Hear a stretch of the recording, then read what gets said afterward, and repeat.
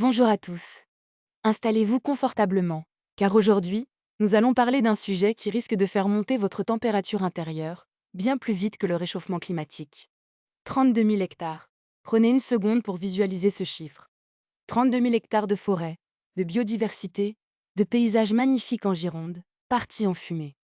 Un désastre écologique et humain sans précédent, qui tient tout un pays en haleine. Face à un tel drame, on pourrait naïvement penser, et c'est là ma légendaire fausse naïveté qui s'exprime, que chaque citoyen ferait preuve d'une prudence absolue, presque religieuse. On imagine que face aux flammes, l'instinct de survie collective prend le dessus. Eh bien, détrompez-vous, l'être humain a cette capacité fascinante de nous surprendre là où on l'attend le moins, c'est-à-dire dans l'absurdité la plus totale. Samedi dernier, alors que le département de la Gironde luttait encore contre ce brasier géant, les forces de l'ordre ont dû procéder à l'arrestation de 3 hommes. Le motif ? Mise en danger de la vie d'autrui. Et quand on regarde les détails de ces arrestations, on oscille entre la colère noire et l'incompréhension la plus totale. C'est presque une étude sociologique sur l'inconscience. Commençons par le premier cas, qui nous emmène à la Teste de Buch, juste au sud du bassin d'Arcachon. Il est 3 heures du matin, la nuit est lourde, l'air est probablement chargé de cendres. De jeunes hommes de 19 et 21 ans, employés dans la restauration, décident que c'est le moment parfait pour une petite animation festive. Quoi de mieux, en plein incendie historique, que de tirer des feux d'artifice? Mais attention, pas n'importe où. Ils ont visé délibérément la voie rapide et un complexe sportif.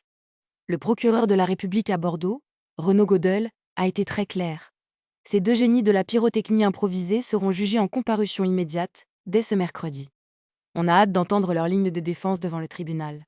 Voulait-il simplement ajouter un peu de couleur à un ciel déjà orange? Mais attendez, ce n'est pas tout. Le même jour, un peu après minuit, à Lormont, en périphérie de Bordeaux, un autre homme de 33 ans est interpellé. Son fait d'arme ? Avoir volontairement mis le feu à des arbustes.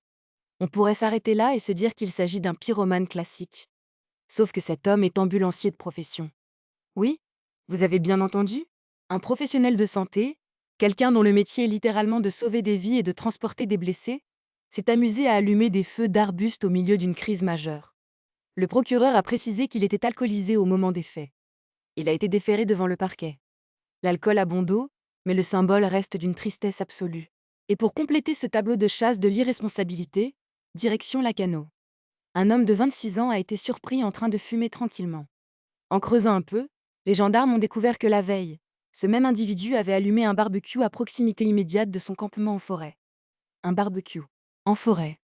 En Gironde. Alors que 32 000 hectares brûlent à quelques kilomètres de là.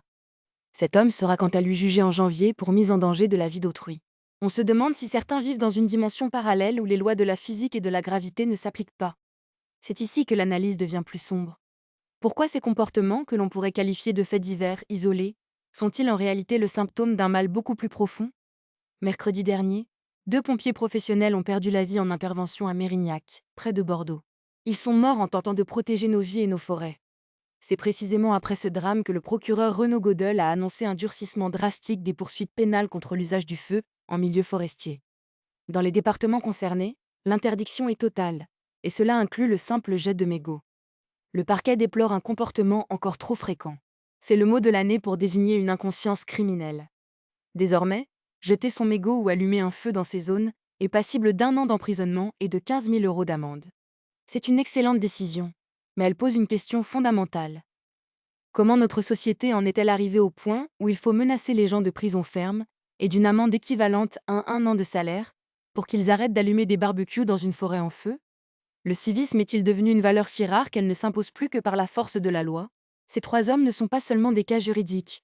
Ils sont le miroir d'une déconnexion totale de certains individus face au bien commun et à la réalité des risques. Pendant que des centaines de soldats du feu s'épuisent au front, d'autres jouent avec des allumettes pour tromper l'ennui ou l'ivresse.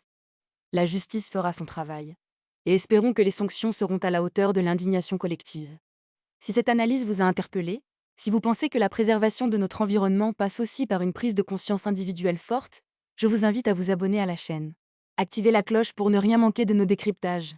Laissez un pouce bleu pour soutenir notre travail, et dites-moi dans les commentaires ce que vous inspire cette affaire. La peur de la prison est-elle le seul moyen de civiliser les comportements? On se retrouve très vite pour une prochaine vidéo. Prenez soin de vous. Et surtout, Soyez prudent.